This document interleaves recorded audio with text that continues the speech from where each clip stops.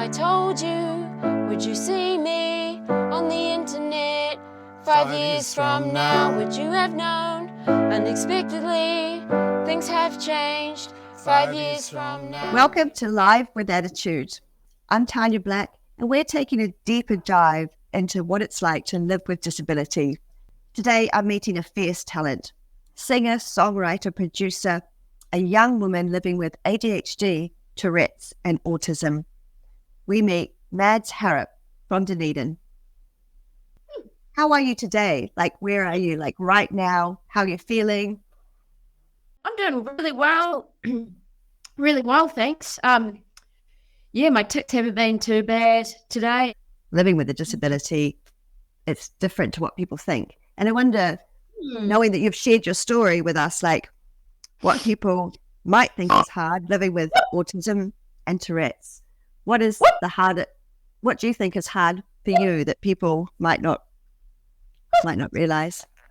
My autism is not it's nowhere near as hard living with my autism as it is living with my Tourette's. I mean, autism does have its downsides, but for me personally, it has more pros than cons. Like, my autism is what makes me me. You know what I mean? Like, you know, I'm proud of being autistic because I just don't think my life would be interesting if I was neurotypical. Whereas, my Tourette's on the other hand and makes it a little bit hard. But the Tourette's you could do without, but for you, developing that Tourette's at I think you were 19. What was that like? 19. It was a really scary time because it happened in April 2019 when I came home for Easter for the mid-semester break. And 1 minute I was just sitting on the couch just chilling, and then next minute I was just screaming and convulsing. And, you know, we were all really frightened. We didn't know what was going on. My tics are more... I do have both vocal and like physical tics, but it's my vocal tics that can often be like the most nerve-wracking because they for some reason just seem to love public places, which is just really annoying because I'm part of the 10% of the population of people with Tourette's that have coprolalia, which is known as the swearing tic. Making random noises or swearing. Idiot. Idiot. Idiot. But I literally cannot control it or help it. I'm the complete opposite of my tics. Does it just comes out? It's not until after that you know? I mean, sometimes I feel like an urge, like beforehand, but sometimes the tics just come most of the time without warning because I can't control them, and and they don't pick a I don't get to like choose what to tic or how to tic or when to tic. My tics just come out whenever they decide they're going to come out, which is pretty frustrating. And music like gave me an opportunity to just be myself and, you know, embrace who I am. And, you know, I don't have to be like everybody else in order to fit in, you know, like why blend in when you were born to stand out? Don't ever make me change. Don't ever make me change. My autism is what makes me that way in a good way. And that's when I started writing songs. I learned I can use my autism as my superpower. How do you balance that with like trying to be socially acceptable as we learn those things with being, I'm just going to embrace my individuality and stand out. Does that sometimes clash for you? Most of the time it's pretty good because I've spent there's quite a bit of time just, learning as I go. And my mum actually told me this really good rule that she learned called the 2-to-1 rule, which is where you ask people 2 questions about them and then you say one thing about yourself, which has been really helpful because one thing I've learned is that people love talking about themselves. It's interesting those times when you feel less comfortable and the vocal tics will come out. I have these leg spasms from being paralyzed. So normally I'm just a sort of quiet person in a wheelchair. Every now and then I get these like huge kicks, and it tends to be worse. And one time I really don't want it to happen. So I can kind of relate to that. What is it you do when something like that happens to sort of make people feel at ease when when you start swearing or say something inappropriate? What do you do? Well, if I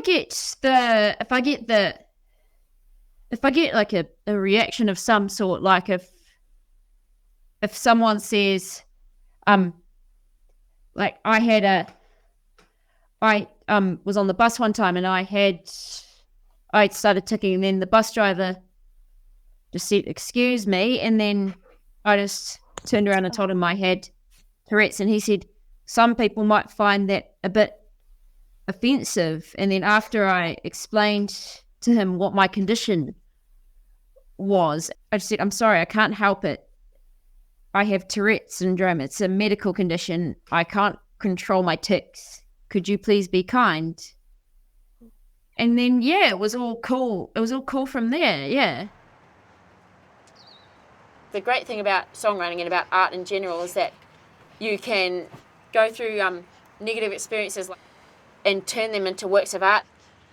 You describe yourself as having ADHD as well, and do you think that's actually a balance to the Tourette's when you get in that flow state, as they call it, with your music?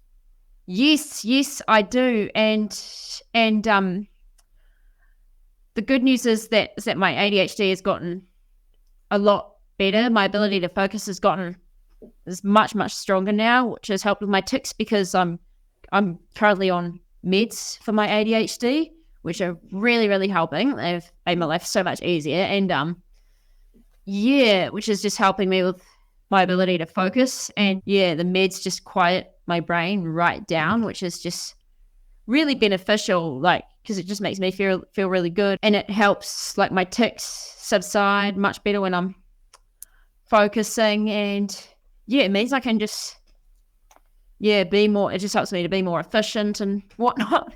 What is it, do you think, about the singing on stage that quietens that down? Well, it just shifts my brain's focus, and my tics almost go away completely. I hardly ever tick on stage. I only remember ever ticking on stage once, and I only ever had one tick. And it's the same thing when I'm in the studio as well, because I really love production and engineering as well as recordings. I want to be a producer and a sound engineer. And so when I'm in the studio, because being in the studio it triggers my hyperfocus.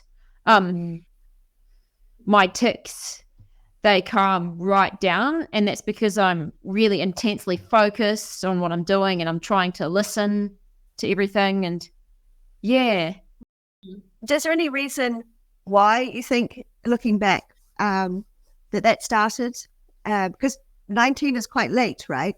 From what I understand. It is quite late. Yes. And I can remember when I first found out I had Tourette's, I think the doctors that I was seeing were actually quite interested as to why that happens. There's only ever been a few cases of adult onset Tourette's, because most people that do have Tourette's get it in their childhood. I think it might have been brought on by anxiety. That's my opinion. because not only do I have autism and ADHD, I've also lived with anxiety and Tourette's as well. And, ever since getting Tourette's, I've had to really focus on managing my anxiety as well and looking after my health, because my health and whatnot will influence my tics. Even learning about you and your living with Tourette's will help them understand other disabilities as well. So that's I hate to say, another brave thing to do, but important.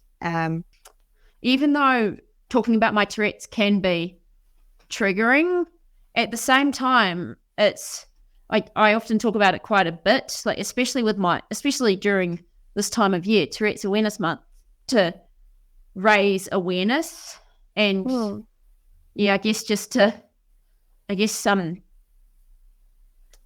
help people, I guess. I've been very fortunate to get my Bachelor of Music with honours, both endorsed in composition and music production. Oh yeah, I've had such amazing teachers over the years who are all super passionate about what they do. Have you done the whole graduation, like walking across the stage yet, or does that happen later? I did, yeah. So last year I graduated with my honours degree, and then the year before that I graduated with my bachelor's, and felt like I'd overcome like so much just to get this degree. And it was a degree that I really, really wanted to get for a long time. So I was pretty happy when I finally got it. What you see is what you want to be doing in the future. What do you see yourself doing in 5-10 years time, as they say? Yeah, I'm just waiting to hear back to see if I get accepted to do my master's this year, which I'm really looking forward to. I can definitely see myself being a sound engineer and a producer, as well as continuing being a musician, because I just really love what I do, and it's just super satisfying, and I just love working with other musicians. Kind of cursing as I go, just accept who you